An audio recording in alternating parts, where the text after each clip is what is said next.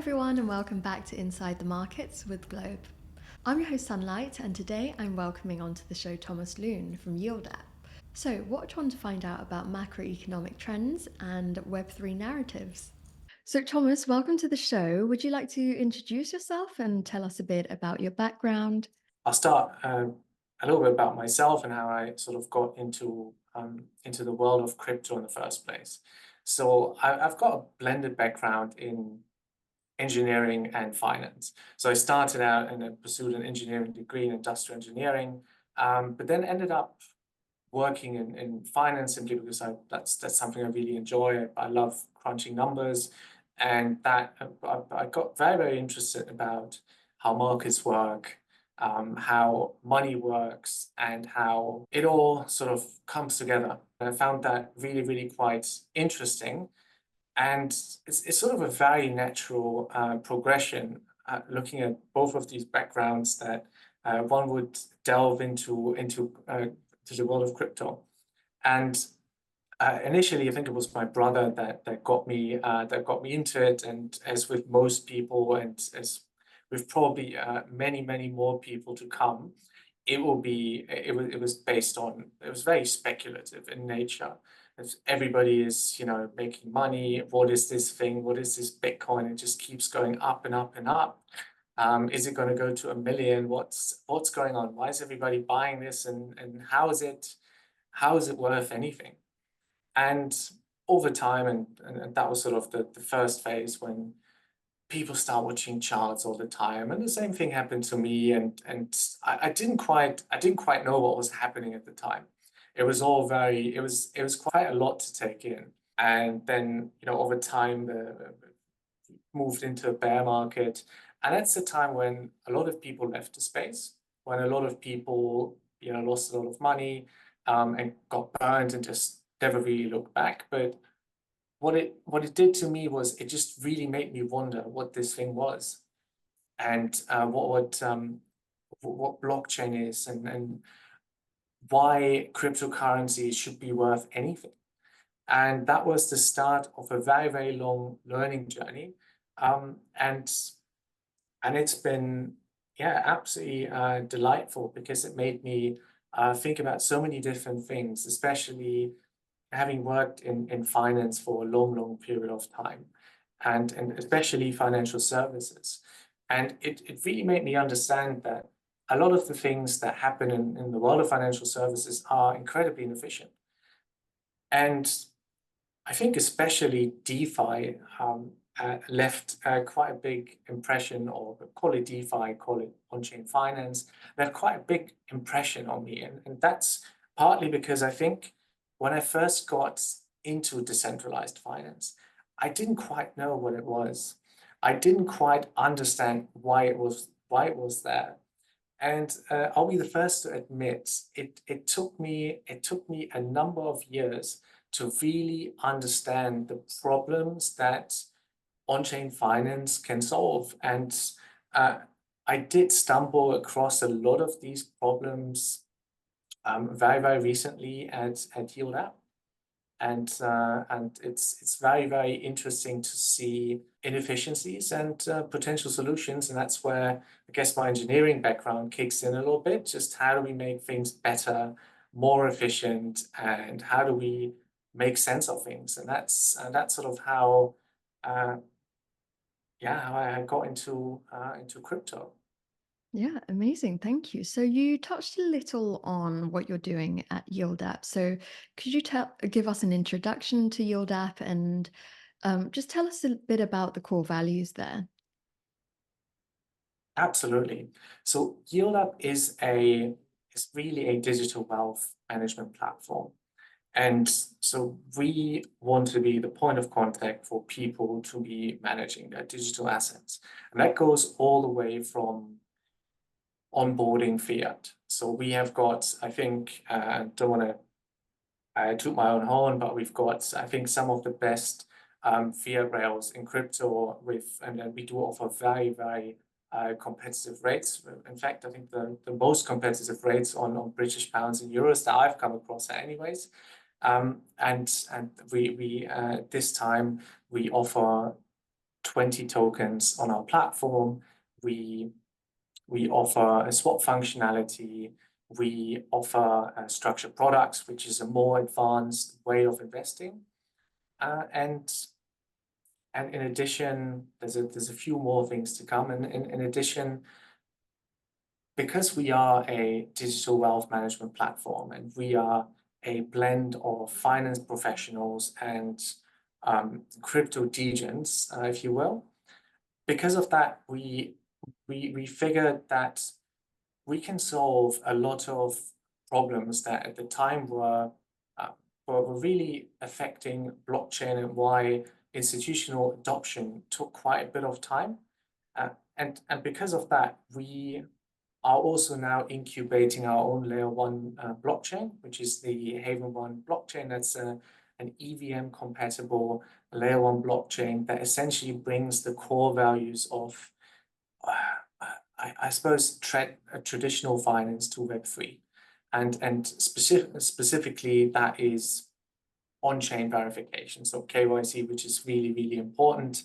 That is to essentially offer things such as legal recourse and also generally offer security guardrails. And that ultimately makes decentralized finance more attainable to a lot more people, because I can only think back of how difficult it was at the time, or rather overwhelming, to be interacting with DeFi and on-chain finance. And so that's what YieldApp, what we're doing at YieldApp. Yeah, amazing. Thank you. So, I mean, this being kind of a trading show about cryptocurrencies, um, could you tell us a bit about your personal trading styles and, any different strategies you might use for different markets? Yeah, absolutely. I think I'm assuming that a lot of people will be watching that may be completely new to cryptocurrencies, and that may be also new to trading. So I think I'll take your question and I'll pick it apart a little bit. I think the first, because I suppose the way one would trade or generally invest, and then we'll get to the bottom of that as well, is to understand what sort of market are we in. And I think with crypto, there's two terms that are being thrown around quite a bit, and that is bull markets and bear markets. And ultimately, it's important to understand where we're at in terms of sentiment. And I think at this time, there's a couple of indicators that would point to us being currently in a crypto growth phase and in a bull market. And there's a couple of things a couple of instruments that are also very accessible that anybody can use to understand where in the cycle we're at. Because if we understand where we are in the cycle, we can understand or better understand, I should say, what we do. And there's I suppose what I like to use the most as a sentiment gauge, if you will, is Google search interest. So how many people are at any given point in time looking for or Googling Bitcoin? And that is, I think, something that is a very core concept in the markets of crypto, and that is, it is very cyclical, and there's going to be a time when very, very few people will be looking into Bitcoin because it's just a bit boring. It's nothing is really happening, and nothing drives sentiment like price does. And that's the minute, and we've seen this very recently with a new I think on March 11th it was, when we took out their previous all-time high. It was very, very visible that search interest on Bitcoin did surge quite a bit. And so this is sort of a gauge that helps me to understand how far in the cycle we are. And in addition to, and again, there's a few other things one could look at, where Coinbase stands in App Store ratings. And I think one of the, and this is an interesting one of the gauges that I use the most when somebody that I wouldn't necessarily suspect that would be asking me that question is asking me about crypto. Hey, you work in crypto. What is this thing? Should I buy? Should I sell? What's going on? And that's because it's a very, very sentiment driven market. Now, to dive a little bit deeper, because there's more sophisticated ways one could utilize to sort of make a little bit more sense of markets. There's on-chain analytics. And specifically, there's a couple of things that, and I'll stick to Bitcoin just to keep it simple, that one can look at to understand what's going on. And I think crypto generally is also the best gauge for what's happening. This is the one, I suppose, cryptocurrency that anybody's talking about. Now, there's an understanding of the realized cap of Bitcoin. What does that mean? So it's ultimately looking at what price people would accumulate in Bitcoin, and it is weighted as well. And that has recently hit, I think, 29,000. And this is simply because there's a lot of very, very sophisticated players that will be accumulating Bitcoin when it is in fact very boring, and will gradually sell into a bull market.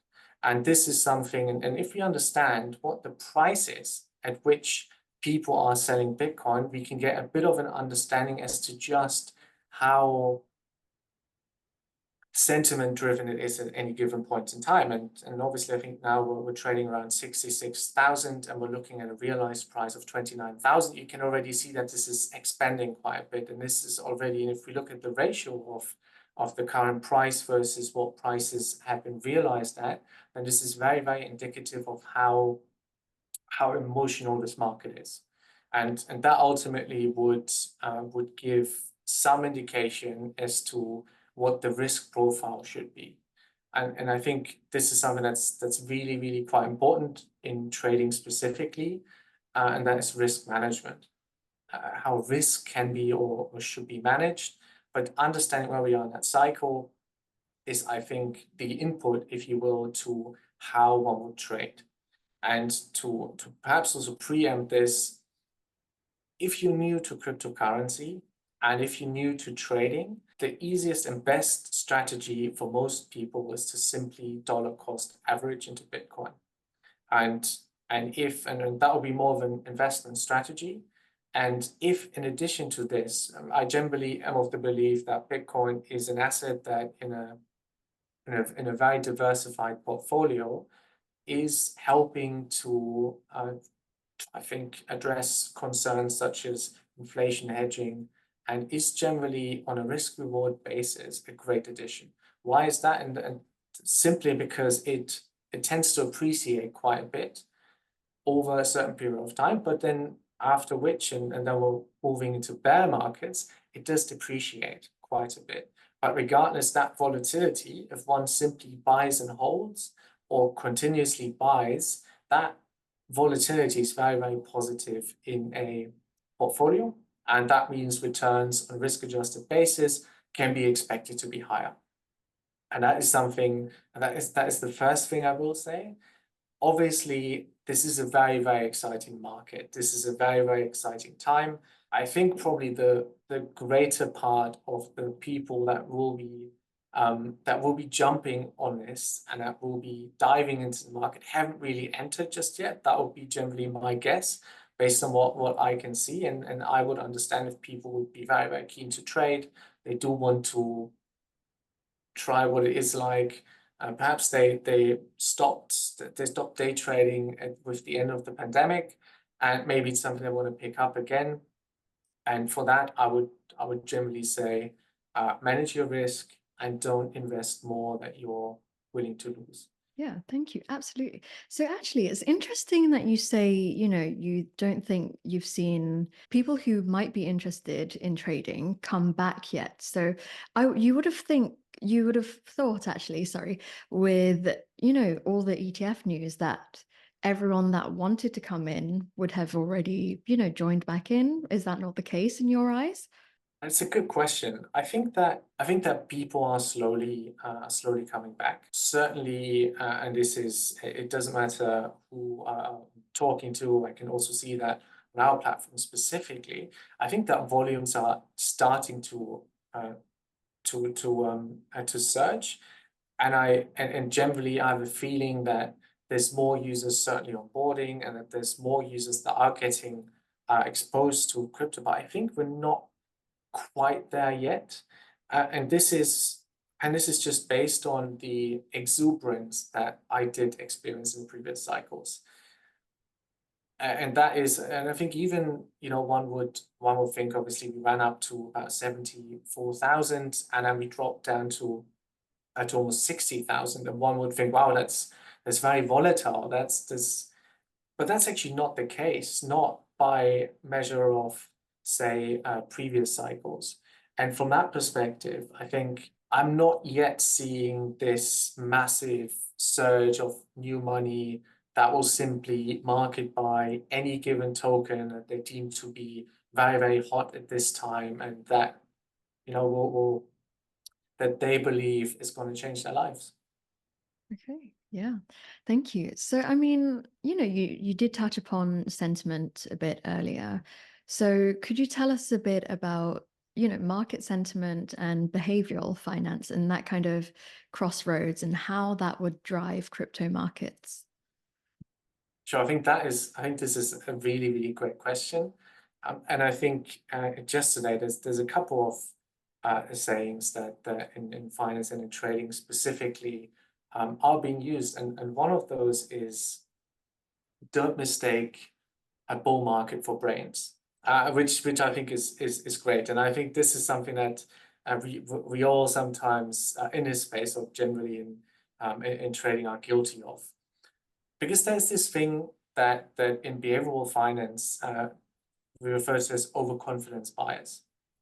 And that is simply, I mean, if we look at the things we did, we tend to attribute a lot of any given outcome to our ability, which may be the case, but what we will more and more, I think, see I think over the course of the next couple of months, is that if assets appreciate quite a bit, and if any given person would have traded this bull market, they would have seen that it's very, very difficult to lose money in a bull market.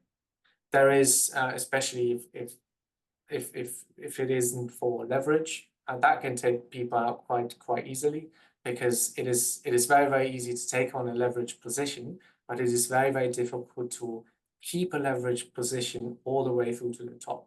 And that's something that I find is generally not really appreciated enough.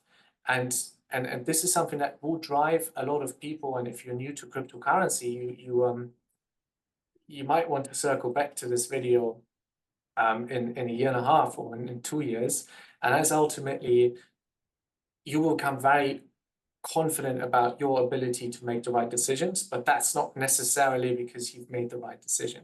And that's something that is really, that's an important one to bear in mind. Further to this, there's such a thing as confirmation bias. Number one cause of making this a really almost an endemic, and we're all guilty of this, because we will only look at or sort of relate to information that confirm our beliefs. And so let's assume I'm invested in Ethereum or Bitcoin, and I'm looking at, and I may be looking on Twitter, I may be looking on any sort of other social media platform, and all I'll be seeing is all of these bullish news, because all of these engines are geared to be giving you all the content that you are likely to engage with. And this is an environment that makes it really, really tough to challenge your beliefs. And as such, to overcome this, it's really, really important to sometimes take a step back and really critically assess what one is doing. And I think this is one thing that's really, really important to be aware of. And I think and this is going to be, and I hope that it will not be a theme, but people will lose money in this market. And as they lose money, as they're facing a negative P&L, then they will be struck by a bias that is the loss aversion bias. And what that means is that if we look at any sort of gain, if we look at a 10% gain and a 10% loss, then gaining 10% in anything is not going to feel the same as in proportion as the 10% anyone would have lost would feel. And it is rather that losses feel very, very bad. Nobody really wants to deal with losses. And what that typically does is it makes people hold on to assets, tokens, whatever you're invested in for extended periods of time. And it also makes people trim positions that are running really, really well when they shouldn't. And this is because perhaps they're trying to, if anyone, again, I don't recommend it, but if anyone were to trade leverage, then it could be that somebody is taking off profits in order to buy more of a token that's already down quite a bit. And there could be a legitimate reason for that, but if the reason for it is that you don't like to materialize losses, then you're likely not making the right decision with this. And I think, and I could go on, and there's so many more. And I generally recommend people to, especially if they're thinking about trading, to read up on this a little bit more.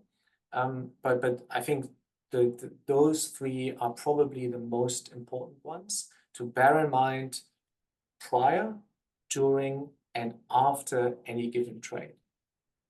Yeah, amazing. Thank you. So you were talking about, the highs don't feel as, important as the losses, right? So let's say you do take a directional trade and the market doesn't move in the way that you'd hope it would. How would a trader kind of control their emotions in this case? Right. So I think what always helps is having a plan. And I think in a context of trading, that plan is really a risk management framework. And what that means is, to beginning, prior to even trading, ideally, and I recommend this to anyone, doing a bit of research. Because if we want to stick to tokens or crypto for a moment, there's a couple of things that drive cryptocurrencies. There's idiosyncratic things. There could be developments happening. There could be, and we've seen this with Uniswap very recently, announcements about fee sharing that could essentially drive these tokens. And that's something that's very, very important to understand. So what's the asset that I'm planning on trading? Why why am I putting in this trade? And there must certainly be a reason for it, and that can be bullish, that can be bearish, but there should be some sort of trigger that makes me believe that there's money to be made. And as I'm entering this trade, I will start with doing some research, trying to understand what this thing is going to be doing. And what it is going to do is very, very difficult to say. But what's even harder is when it is going to do it.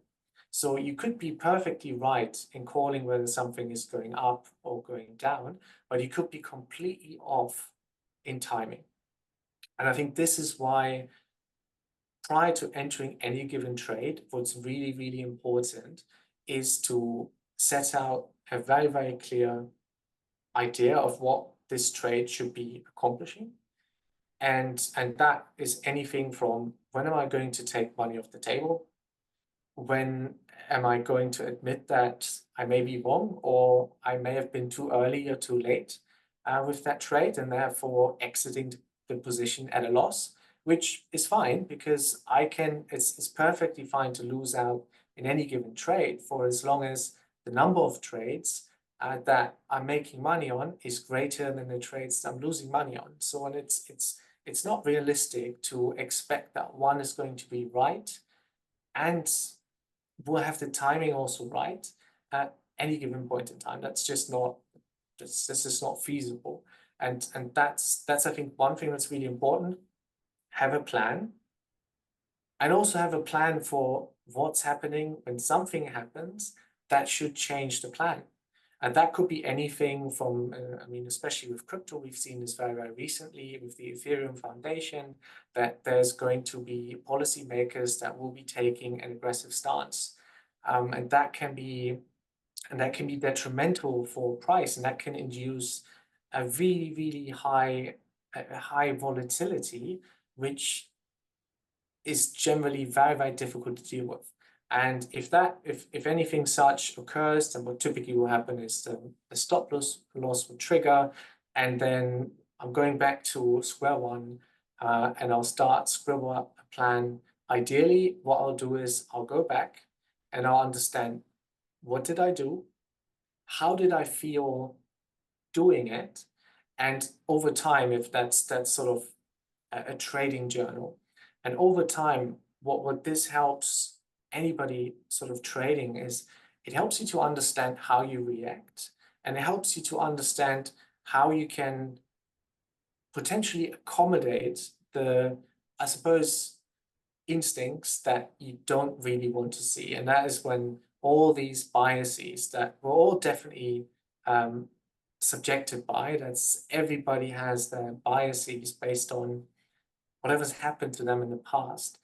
But this process helps to crystallize what these biases are that people are subject to. And as we're understanding how we react, when we're doing this a number of times, then it helps us to really understand as to what should be done the next time as we're experiencing volatility. And that is something that's very, very powerful. And because this is when we're actually not just trading, we're not just watching charts, but we're growing, and we're understanding ourselves, and we learn to reflect as to how we react in very, very stressful situations. And the volatility that one will experience in crypto is very, very stressful, and it certainly does impact people emotionally. And that is emotionally, and this is something that one has to be aware of, and then simply try and alleviate it as much as possible the next time, and the one after that, and sharpening the saw, if you will. Yeah, amazing. So it's to say it's more, having conviction in your ideas and your research, I guess, and then, trying to have a good timing, and also just keeping your head on a swivel for any, regulatory news that might come up. So just to touch on the timing, actually, everyone says you can't time the market, right? So when you say your time frame, do you mean like, okay, so when it gets to this price, like this is where I'll exit, or do you mean actually in terms of time frame, as in how long you've been in the market? Right. So, okay, there's two ways to really be making money in markets. One is, and this goes for any given asset. One is time in the market, and that is simply a buy and hold strategy. And the other one is timing the market. And I think if we overlay this with the sort of sentiment analysis that we touched on earlier, then what that does is I suppose it would simply adjust the risk management framework at any given time. So what it means is that if I am in a certain market paradigm, I'm more than happy to be wrong for a long period of time, being very, very convinced that markets will turn. And this can have any sort of reason, and research will sort of go into this. And that is what can ultimately determine the time frame one would be generally invested for. And there's high frequency trading, which would be a very, very short period of time, very algorithmically. There's things like swing trading, which that can take anywhere from 1 to 3 to 6 months. And then there's generally trading volatility, which means that potentially, if I assume I'm in a bull market, and again, I think time will only tell. That's the beauty, I think, of markets, that we will know in hindsight. So in a year's time, we will know if this is a bull market. I do believe that so anything that I'm looking at is telling me that we are in a bull market. Obviously, this is just my opinion, and this is not financial advice at all. But as I am quite convinced of that view, I might actually hold on to a trade a little bit longer. And this is when the initial plan for any given trade that's been drawn up is then being accommodated by the contingency plan that you would have come up prior to entering the trade in advance. And that's something that is very, very quite important. And understanding how long one wants to be invested and when that's I think very, very difficult to accomplish. So, what are some current or future trends in the macroeconomic environment that could potentially push crypto markets? That's an interesting question. So I think, and a lot of the time when people refer to bull markets and crypto cycles, they will pin it on the Bitcoin halving. And that is, for those that are not aware of it, the issued supply through block rewards is going to be cut in half, which means that there's less Bitcoin supply available in the market with essentially a price that is, I think the last time I checked, Bitcoin miners are paying about $38,000 per minted Bitcoin. And I think, so from that perspective, that's just a liquidity that the likes of Grayscale or any other ETF could simply soak up. And there's going to be less supply. And therefore, if we think that demand is going to be going up or even stay the same, the price can only really go one way. And this is fundamentally, this is generally something that is really, really quite exciting. But I think if we look at the previous markets, then what we also have to recognize is that any given expansion in crypto has always been coincided by a liquidity positive environment. And specifically, I mean, the US economy is doing really, really well. I think that earnings, the S&P 500 companies, their earnings are phenomenal at this point. Their margins are very, very good. Unemployment is still very good, although it is starting to crumble, which is why also the Fed is slowly, and especially given that we are in an election year, is looking into cutting the rates. And so, and this is something that generally is very, very positive for all risk assets, not just cryptocurrencies. And I think from that perspective, that is going to be a driver. We're looking, I think, as of last week, there's about 3 cuts priced in. And generally, obviously, if the cost of capital are lower, then the economy is going to be doing better because companies can take on more projects. They will need to employ more people to run these projects, which will be, spending their discretionary income. And generally, that's very, very positive for the economy, which leads to banks generally easing. So there's more debt available to more companies that can run even more projects. So from that perspective, that is a very, very positive environment. Money supply is increasing as well. So we're done with, as it seems for now, with quantitative tightening, and we're moving into an easing environment. And I think this is something, so from a liquidity perspective, there's going to be more liquidity available, which is ultimately going to be deployed in risk assets. And that, in conjunction with generally interest rates coming down, is the perfect storm, if you will, for another leg up or two across the crypto space. Amazing, thank you. So, we're talking about, slightly macro events, but do you think there's any specific to Web3 narratives that are one of the biggest, like what are your biggest narratives in the Web3 space within the coming year, let's say? That's a good question. I think what we've seen quite a bit is layer 2s. And layer 2s are really, really innovative. And very recently, we had a improvement protocol go live on Ethereum that generally cut down transaction fees quite a bit for layer 2s. And that cut down also swap fees on, say, Uniswaps. And I think on Base, a swap only costs about 10 cents now, which is, to just put it in comparison, I think over the last couple of weeks, when gas prices were arguably much, much higher, one can easily spend about $60 and sort of, in the past, I think I've seen much higher gas prices to just facilitate one transaction, right? And this is obviously if we want to stay on chain. There's other ways. Obviously, exchanges are a bit cheaper from that perspective, but generally, what these layer twos are doing, they're just making cryptocurrencies more accessible. So we don't have to worry about sending money or potentially distributing our exposure to any given wallet or potentially a third party. We don't have to worry about gas prices being high at any given point. But we can just ultimately do what's optimal for our portfolio. That's really, really quite exciting. We have seen a lot of protocols really also jumping on layer twos because a lot fees were quite an inhibitor of things, and especially on-chain finance.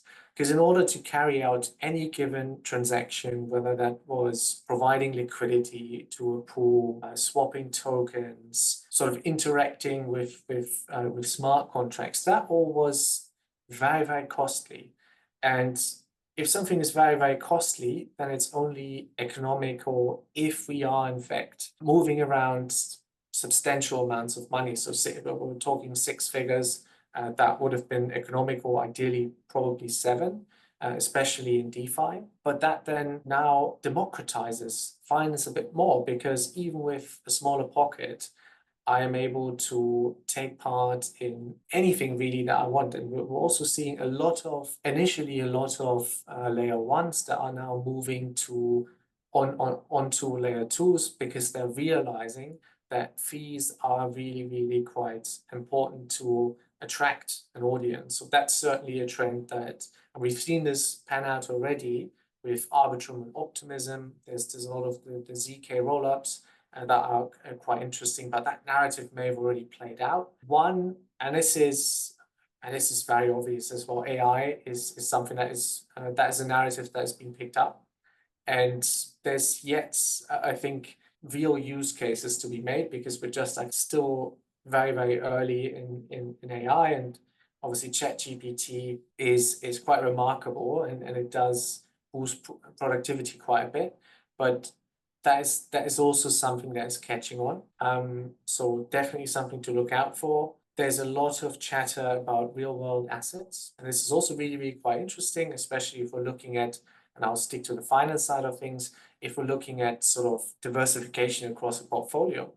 So if one would like to take part in, I don't know, a big commercial real estate project, but again has smaller pockets, then there's no way to be allocating these funds, even though that were optimal from a portfolio construction. But then there's no such thing as fractional parts of anything. However, real world assets make that accessible. And the tokenization of these assets is something that personally really excites me because I think it does help people to be able to construct more optimal portfolios.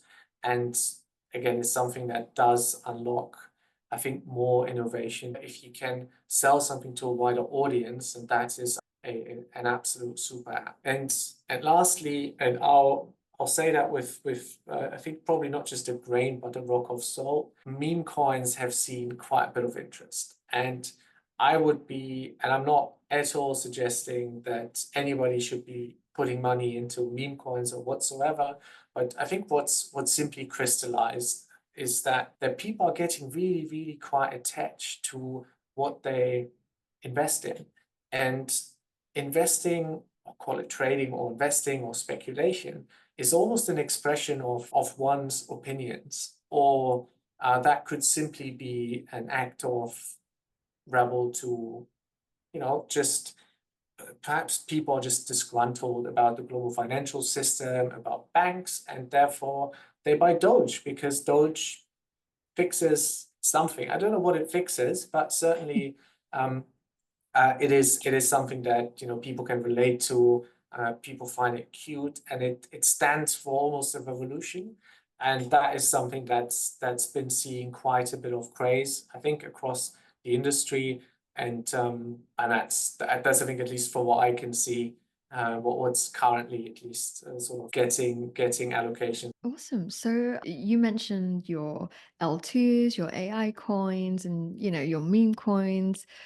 Do you plan on, allocating personally? Obviously not financial advice, but yeah, do you plan on allocating personally? And do you have any well, what are your plans to prepare for this upcoming year? Right. So I think, yeah, definitely not financial advice. And I think what I do want to stress is that people should be very careful. I would recommend for people to really watch the Dogecoin movie, because it did really capture the entire cycle end to end, which I thought was really, really quite interesting. I think especially also going back to the behavioral biases that we went over. So that is, I think, really, really quite, that makes it really, really apparent.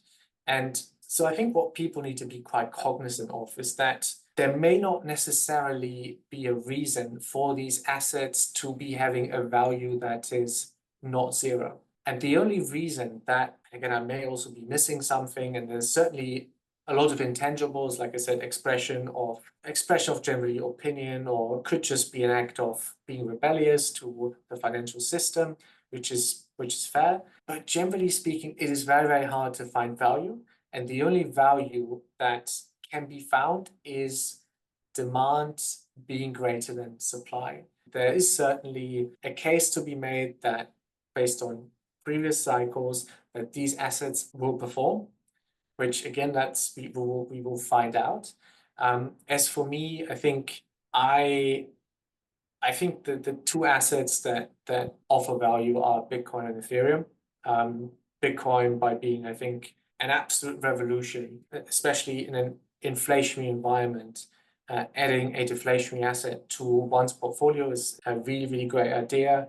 Obviously, it is very, very novel, and it's not subject to any sort of policy makers. And this is still mind-boggling. There's nobody running Bitcoin. It is a community, and it is not that there's just no sense that there's no censorship. It's just a very, very innovative way of dealing with, I guess, one's assets. Ethereum is running the entire Web3 space, whether it's through layer 2, so anything that is sort of any relevance in cryptocurrency is most things, I should say, are driven or powered by Ethereum. There's a lot, I think, happening on Ethereum, certainly with layer 2s. There may be factors sort of driving ETH not potentially performing as well as it did in the past. But again, that we will find out soon. And so I think those two are probably the ones that most people want to look out for as long as, I think, people are willing to lose what they invest. People can and potentially also should look into meme coins with a lot of caution.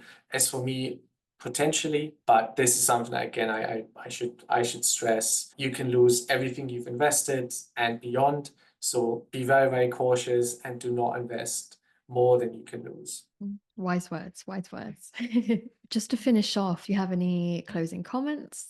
So I think what I would really like to stress, anybody looking into trading, is to really start looking and taking this as an opportunity to learn more about blockchain and why it is a segue into making the world of finance more efficient, which, all things equal, should lead to it being more accessible in a much, much easier fashion, and ultimately making it a lot cheaper, because through the transparency of the blockchain and through distributed ledgers, a lot of things that are highly, highly centralized at this point, or that are being dealt with a lot of intermediaries, is going to be simply solved by accounting for it on a distributed ledger.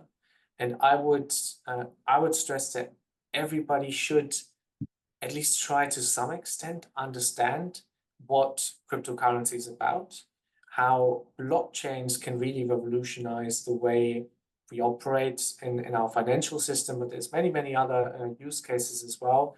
So do not miss out. It's a great journey, and I would generally invite anybody to take part in it. It's just a really, really interesting experience for as long as we're happy to sort of look back and utilize this as an opportunity to learn more about it, learn more about ourselves, and as long as we're being super optimistic about the future and that mankind is still innovating quite a bit.